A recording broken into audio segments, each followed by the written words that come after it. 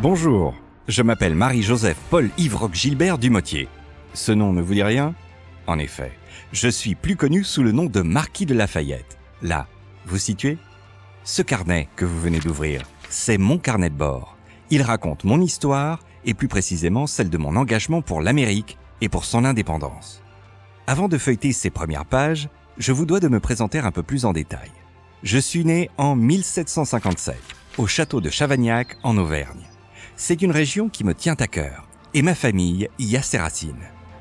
J'ai grandi là-bas jusqu'à mes 13 ans lorsque mon père mourut. On peut dire que c'est à ce moment-là que mon destin démarra.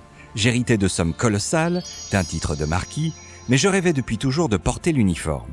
Je me suis alors engagé auprès du roi, chez les mousquetaires, en même temps que de suivre les préceptes des philosophes des Lumières au Collège du Plessis, l'autre pilier de ma vie. Voltaire, Rousseau, Diderot, Montesquieu souhaitent de nouveaux modèles de société dans lesquels les hommes seraient libres et égaux.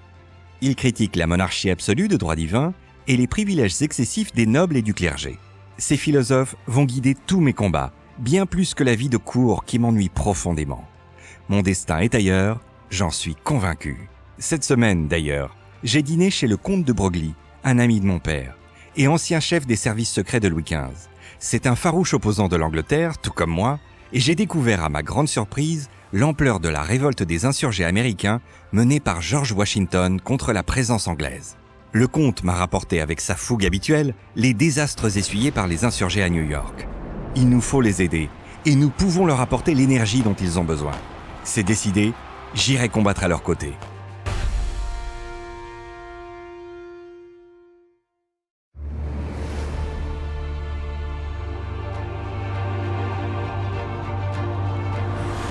Je viens enfin de rentrer de mon premier voyage en Amérique. Ce fut éprouvant parce que, au-delà de ce mal de mer qui ne me lâchait pas, ma mission financée par le comte de Broglie à bord de la Victoire était totalement secrète. Je suis sûr que ce ne sera pas la dernière, et je suis persuadé que la France a un rôle majeur à jouer dans l'indépendance de cette grande et jeune nation. J'essaie d'obtenir aujourd'hui le soutien officiel de la France, du roi Louis XVI et son état-major, afin d'apporter une aide militaire et financière aux troupes du général Washington et repartir libérer ce pays. Il faut que vous compreniez bien pourquoi je suis aussi fervent dans mon engagement. Le 4 juillet 1776, les députés des 13 provinces qui font partie des colonies anglaises de l'Amérique du Nord ont proclamé l'indépendance des provinces anglaises qui se sont alors constituées en république fédérative sous le nom d'États-Unis d'Amérique. Dire enfin non et se libérer du joug de la Grande-Bretagne.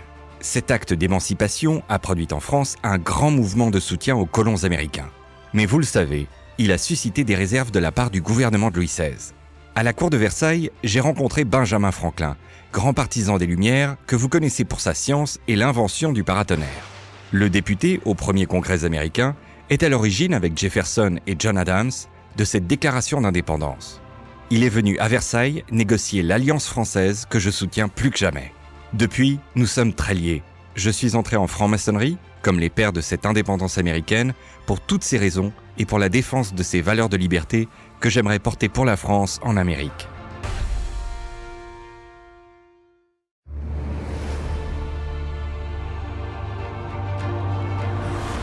Amérique, me voilà. Je vais pouvoir partir, je viens enfin de recevoir mes ordres de Charles Gravier, comte de Vergennes, le secrétaire d'État aux Affaires étrangères. Il faut dire que le régiment de dragons que je dirige depuis Saint-Jean d'Angély n'en pouvait plus de mes incantations au départ et de mon impatience. Je n'y étais pas depuis 1 mois que déjà j'écrivais au Congrès américain pour appuyer mon départ et attendre le soutien officiel de George Washington et du roi. Depuis le 2 février dernier, j'attendais la réponse de Vergennes à ma lettre dans laquelle je lui disais « Il faut que je sois dans le secret pour préparer et instruire le général Washington. » Je n'en pouvais plus. Mais je savais que je pouvais compter sur lui. Mon destin là-bas, avec les insurgés, lui parle tout autant qu'à moi. Voici son ordre de mission. Sa Majesté le Roi s'est résolu à faire partir au commencement du printemps un secours de 6 vaisseaux de ligne et d'environ 5000 hommes de troupes réglées d'infanterie. Monsieur le Marquis de Lafayette conviendra avec le général Washington jusqu'à quel point il devra mettre le Congrès dans le secret de nos mesures. Vous voilà dans la confidence. Il ne nous reste plus qu'à préparer cette fameuse traversée qui, j'espère, sera moins tourmentée que la première.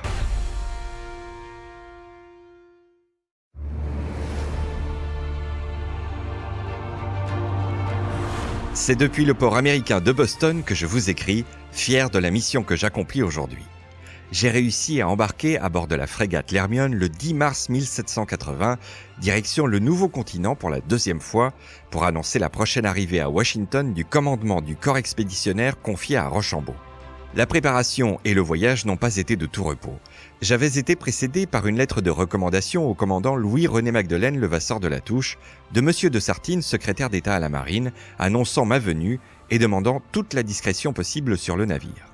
Au port des Barques, à Rochefort, la frégate Hermione, commandée par La Touche, avait chargé un stock de 6 mois de vivres, une artillerie principale complétée, 313 hommes d'équipage et le chargement d'un ballot de 4000 habits d'uniforme destinés aux États-Unis. C'est un bateau neuf de la Royale qui vient d'achever une première campagne contre l'Angleterre. Nous l'avons baptisé la Frégate des Lumières. Dans la nuit du 14 au 15 mars, l'Hermione met cap sur l'Amérique. Le matin du 15, à peine parti, la grande vergue a cassé brutalement. Le commandant de bord a décidé de relâcher à l'île d'Aix.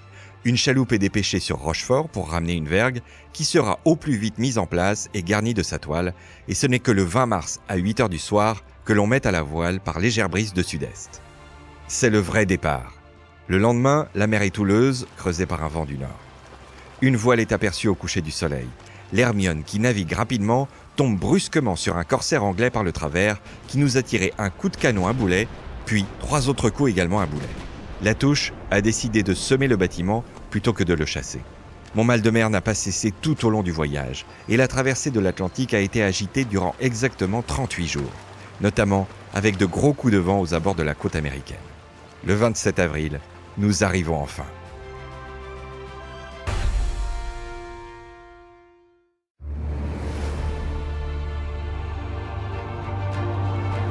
Hier, la côte américaine s'est enfin dévoilée, et nous nous sommes mis à l'abri de la tempête avec l'Hermione dans le petit port de Marblehead à 16 milles de Boston. Je ne tiens plus en place, je bout d'impatience d'en découdre enfin. Dès mon arrivée chez le général Glover, qui m'a reçu, j'ai expédié une lettre au général Washington que je vous livre ici.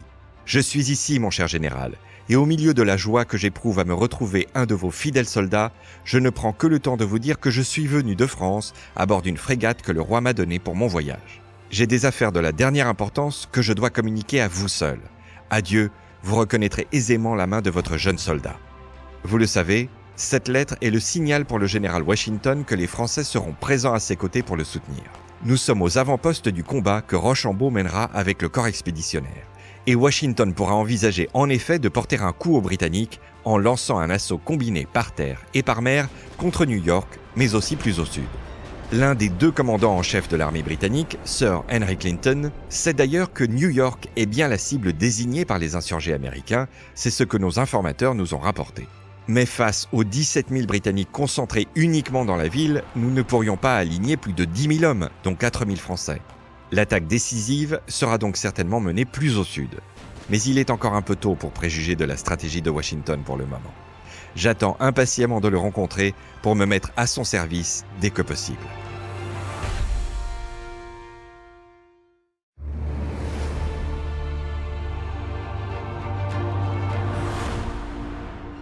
Que d'honneur et d'accueil dans ce pays du renouveau. Lorsque nous avons accosté à Boston, l'Hermione a été saluée de 13 coups de canon et les couleurs américaines ont été portées par le fort de l'île du Château. L'Hermione lui a rendu la politesse par autant de décharges d'artillerie. Les Bostoniens sont incroyables de chaleur. En débarquant, j'ai eu l'honneur d'être accueilli officiellement à terre dans une liesse que je n'avais même pas imaginée dans mes rêves. L'équipage m'a salué de 3 vive le roi enthousiastes et l'Hermione de 3 coups de canon. Notre campagne pouvait débuter officiellement. De mon côté, je devais me rendre à Morristown, dans le Jersey, pour rejoindre le général George Washington et prendre le commandement d'un corps d'infanterie légère américain afin de préparer l'opération militaire pour l'indépendance américaine. Je quittais définitivement le bord le 2 mai 1780 pendant que le commandant La Touche, en charge de porter un message du roi, a reçu à bord de l'Hermione les personnalités les plus distinguées de la ville et surtout les membres du Conseil de l'État du Massachusetts, messieurs Hancock, Adams, Cooper, Baldwin et le général Heath. À la fin de la réception, le commandant de l'Hermione a fait part officiellement aux conseillers américains des instructions du roi contenues dans l'enveloppe scellée qu'il avait ouverte à son arrivée dans le port de Boston et qui disait ceci. Le roi, voulant donner aux États-Unis un nouveau témoignage de son affection et de son intérêt pour leur sûreté, s'est résolu à faire partir au commencement du printemps un secours de 6 vaisseaux de ligne et d'environ 5 000 hommes de troupes réglées d'infanterie. Les choses sérieuses allaient débuter.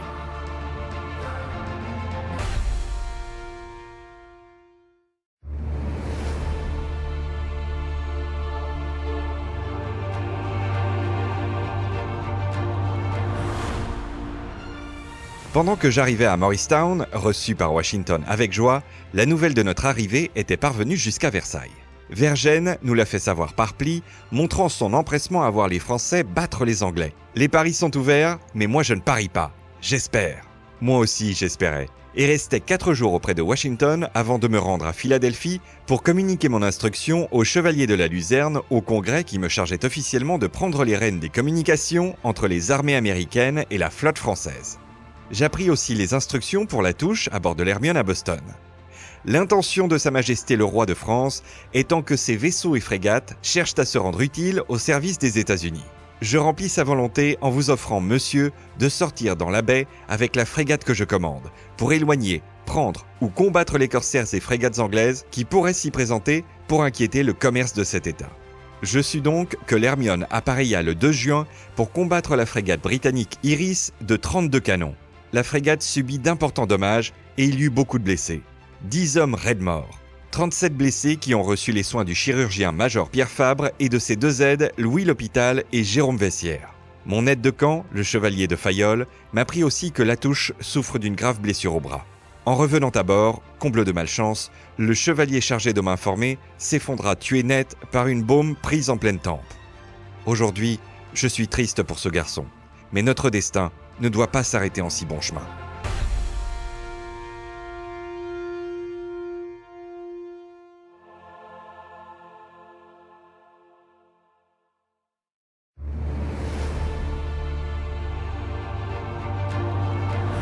En attendant les renforts français, je prends des nouvelles de l'Hermione, inquiet du sort des troupes après sa bataille avec la frégate anglaise Iris.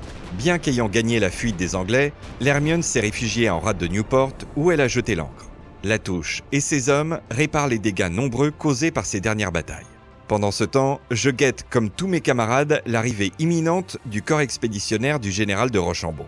La flotte française doit comprendre 32 navires de transport et cargo, protégés par 7 navires de combat, 4 frégates, 4 flûtes, une vedette et un schooner. 7000 marins seront sous les ordres de l'amiral de la flotte, le chevalier de Ternay. Et sous les ordres du général de Rochambeau, environ 450 officiers et 5500 soldats de métier équipés avec l'armement le plus récent. La force est composée des meilleurs régiments français pour venir aider les insurgés. Et ce qui devait arriver, arriva enfin. On me rapporta que le 11 juillet 1780 à 11h du matin précisément, les premiers mâts de la flotte française touchèrent l'horizon. L'Hermione a levé l'ancre immédiatement et mis sous voile en direction de l'entrée de la rade. C'est alors que l'événement tant attendu s'est produit. Après 70 jours de traversée, l'Amazone, frégate de 32 canons, déboucha avec le cutter la Guesp, son bâtiment de découverte, qui la serrait de près. L'équipage de l'Hermione les salua au canon au cri de « Vive le roi !» Le dénouement approchait.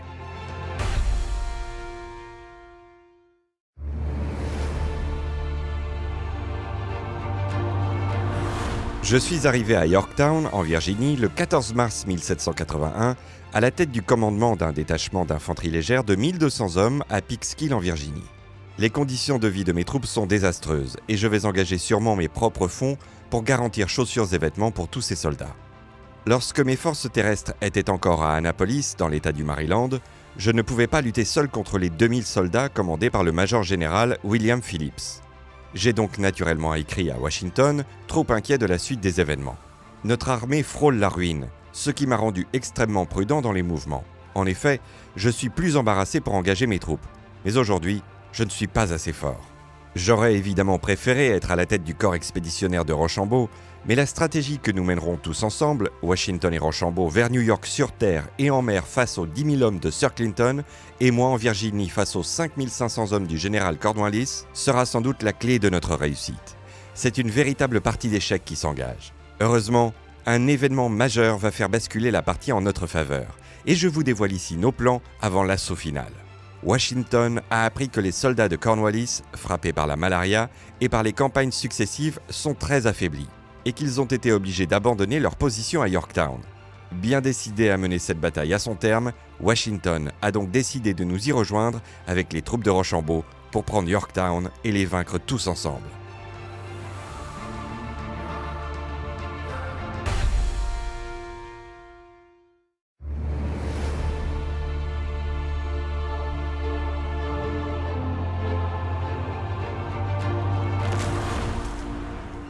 Victoire! Les Britanniques sont vaincus et Lord Cornwallis vient enfin de se rendre.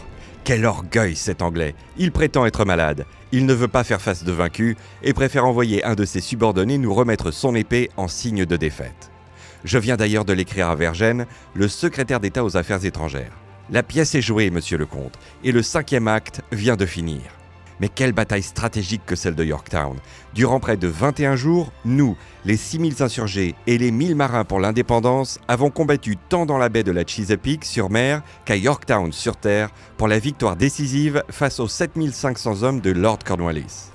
L'armée de Washington a fait sa jonction avec nos troupes le 26 septembre et la flotte française, avec le soutien du vaisseau L'Astrée commandé par la Pérouse, a assuré le blocus du port de Yorktown, empêchant tout ravitaillement des Britanniques par la mer dans la baie de Chesapeake, tandis que les troupes terrestres franco-américaines ont encerclé la ville. L'armée de Lord Cornwallis, installée à Yorktown, était ainsi privée d'accès à la mer, un coup fatal pour lui. Notre artillerie n'avait plus qu'à assiéger la ville de Yorktown, en prenant ses bastions, ce qui ne fut pas simple, mais nous avons réussi à briser le moral de l'ennemi en lui interdisant toute fuite. Nous y avons tout de même laissé 50 hommes et 127 blessés lors de l'assaut final. Le matin du 17 octobre, un tambour anglais a fait son apparition sur la ligne de front, suivi par un officier agitant un mouchoir blanc. Le bombardement a cessé pour de bon et les négociations ont commencé alors entre les alliés dans la victoire, américains et français intégrés au processus de reddition grâce à ce cher Washington.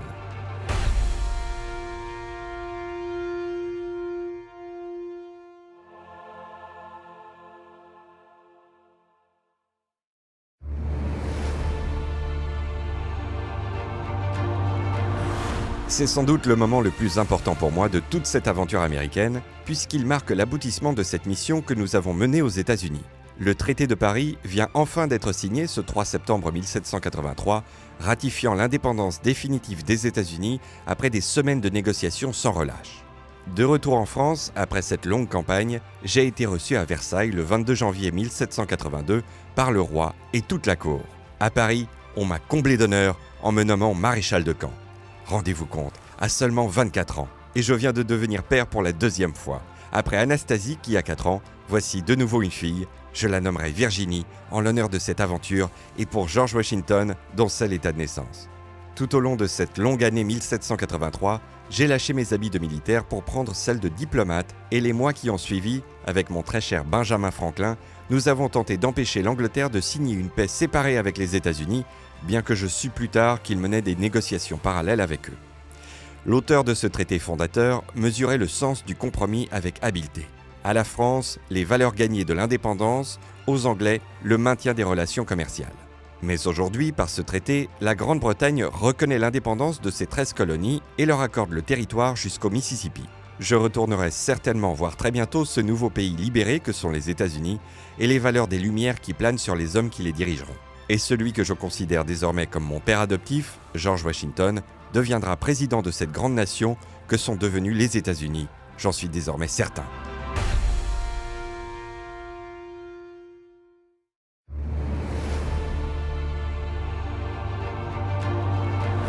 Mes amis, je vais refermer aujourd'hui ce carnet que j'ai entrepris il y a quelques années maintenant, au moment de l'indépendance américaine. D'autres aventures m'attendent, mais cet épisode américain scellera mon chemin dans la vie, c'est évident.